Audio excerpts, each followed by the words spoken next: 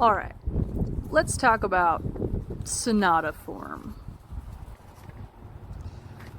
Sorry, I meant Sonata Form.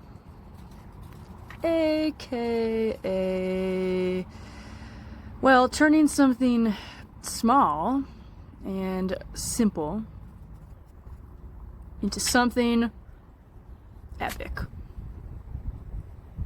Yes, that's a crab. We'll start with theme number 1 in the key of banana. Theme number 1 is going to have a strong, recognizable character. Maybe a certain rhythmic motif or some pattern that makes it recognizable. Next, we're going to take theme 1 and we're going to tear it up and play it over as many different keys as possible.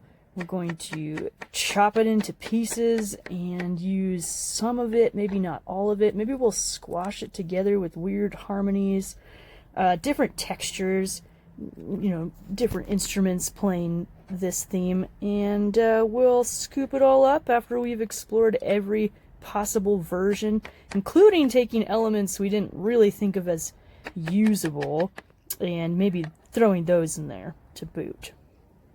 Delicious.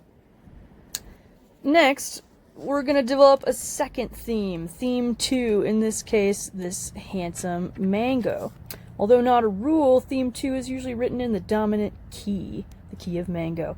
This one will also have a strong and recognizable character, although maybe a little bit different in character than the first one. Just like the first theme, we're going to fully develop the second theme as well. We are going to chop it up. We will play it over different harmonies. We'll give it to different instruments. We will turn it inside out, develop different shapes. We'll play it at different tempos. Basically squeeze every drop of goodness out of the second theme that we possibly can. Now, there might be some sub-themes, just like there are supportive characters in movies.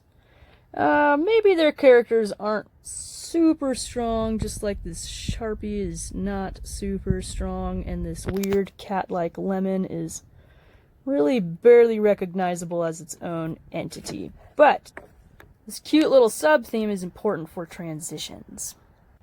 Okay, time for the development section, in which we take each theme and put them together and mash them up. The sub-themes will come back to play.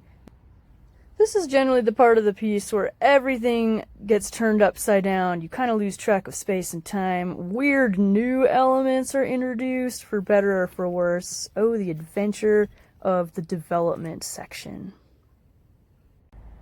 After the development section, it's time for the recapitulation. This is where we go back and we take theme 1 and theme 2 and we reintroduce them exactly as they were before.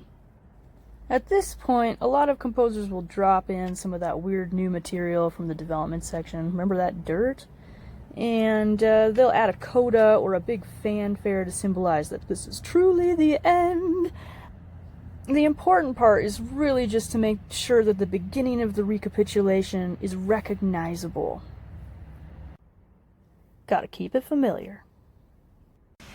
At this point, the piece will end in your home key, and you're good to go. Ta-da! Sonata Form. Yeah!